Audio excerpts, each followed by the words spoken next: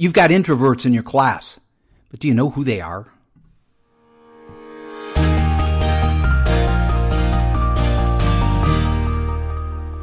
Welcome to Hack Learning. It's what you can do tomorrow. I'm your host, Mark Barnes, and in this edition, we're talking about the quiet kids. And you know what? The quiet kids aren't always the introverts. Louder kids may not always be the extroverts. I didn't know that much about this when I was a classroom teacher. I wish I had known more, and I wish I would have had Quiet Kids Count, the new book from the Lead Forward series by my good friend Chrissy Romano.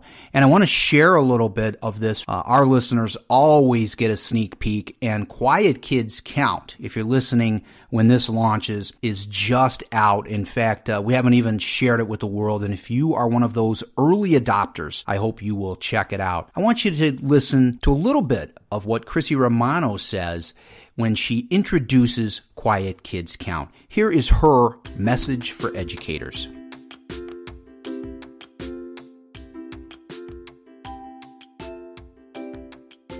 A teacher sits in her rocking chair. Her students gathered on the rug. She's reading aloud to the class, stopping to ask questions and discussing the text. The same 3 students are the first to raise their hands each time, though other hands begin to pop up one by one.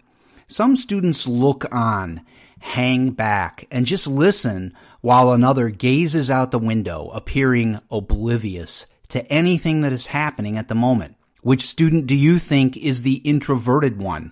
I bet most of you would be quick to say the students who are reluctant to respond or the child who appears to be daydreaming.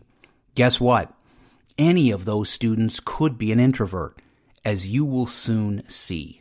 As a child, my parents would inevitably hear the same thing at every parent-teacher conference, a variation of, "She sure is a spirited one," or "Participation isn't an issue for her," or my mother's personal favorite, "She needs to give others a chance once in a while." Growing up, I was the student others wished would stop raising her hand and instead give the other kids a chance. And I was considered a robust and engaged student because of it. Today, I am still the one who sits front and center and is usually the first to volunteer. Those who see me presenting at conferences, giving keynote addresses, and conducting professional development training aren't surprised at these behaviors.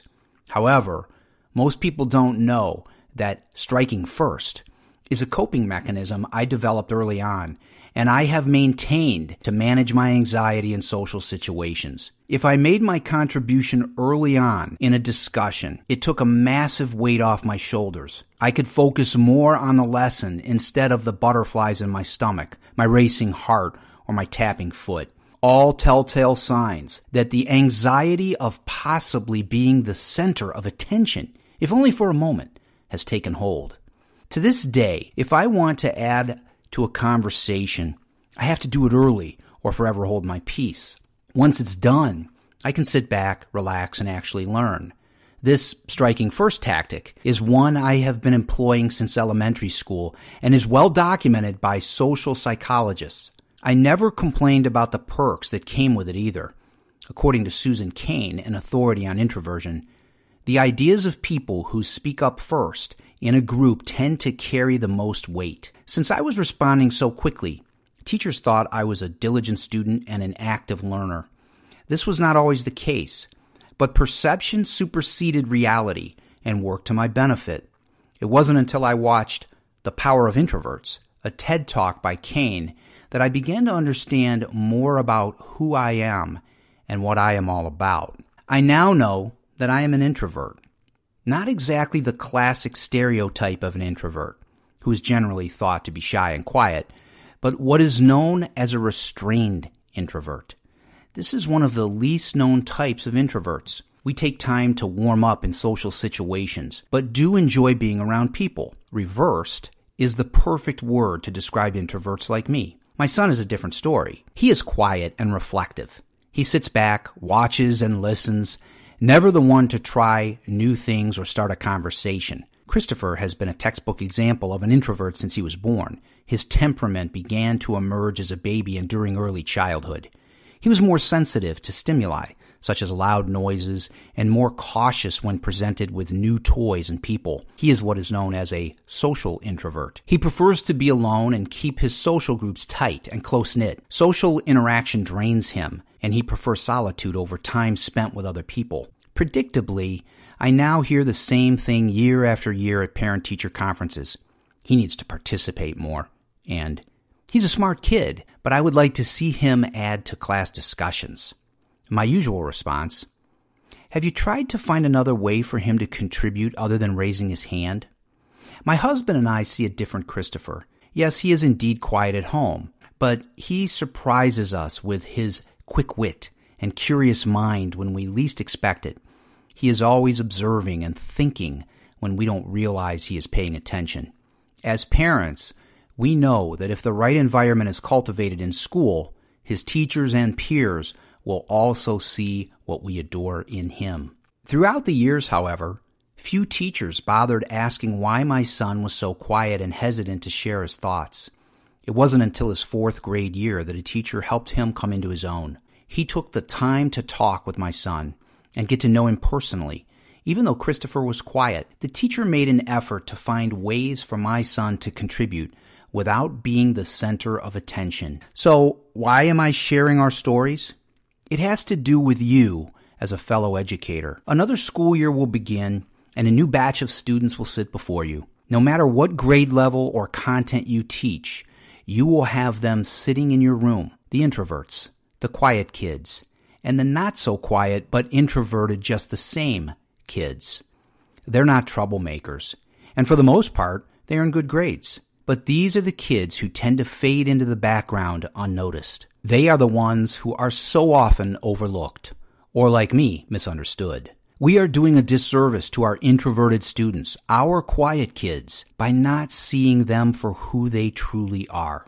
To be the best teachers we can be, the best leaders of children, we need to understand our quiet kids, teach them, and nurture them. It behooves us to learn how to identify them and support them. We all have these quiet kids in our classrooms, as well as introverted colleagues down the hall or in the room next door. Use this book as a guide to help you better understand the nature of all types of introverts, allay the many misconceptions, and gain useful tips and strategies for helping them reach their full potential.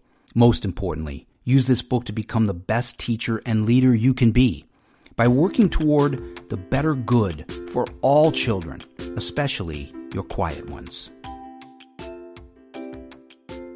You've been listening to the introduction of Quiet Kids Count, Unleashing the True Potential of Introverts, Book 3 in the Lead Forward series by Chrissy Romano. This book means a lot to me because it hits me on a personal level. I have quiet kids. It's so important for us to recognize these quiet kids and to understand them for who they are. As Chrissy says in her introduction, not all quiet kids are truly quiet. Maybe the kid who always has her hand up in your class, who's first to jump, who seems outgoing, who makes good grades, and who appears to be as socially adjusted as you would imagine any of your students. Maybe this kid is different. And it's an okay kind of different. We just have to understand them. I know in my 23 years as a classroom teacher, I didn't come to understand this until much later, until I had children of my own and my own quiet kids. In the Hack Learning Podcast, we believe in hacking our problems with simple, practical strategies that you can use right away. And even though this is a Lead Forward series book, I like to think that Lead Forward books bring that same practicality as Hack Learning books. If we were to be hacking a problem in using Chrissy's introduction of Quiet Kids Count, what I would say is let's consider her idea of striking first. If we can identify the quiet kids in our class and talk to them, get to know them a little bit, and then share this strategy with them, well, we're already on our way before we've even read a book about introverts, a book like Quiet Kids Count. Hey, I'm Mark Barnes, and this is the Hack Learning Podcast, and I'm hoping that you'll take a look at Quiet Kids Count, Unleashing the True Potential of Introverts, This book is just released from Times 10 Publications. You can find it on Amazon, Barnes & Noble, and other places. And please give it a try today. Tell your friends. And most important, find your quiet kids and help them be all that they can be.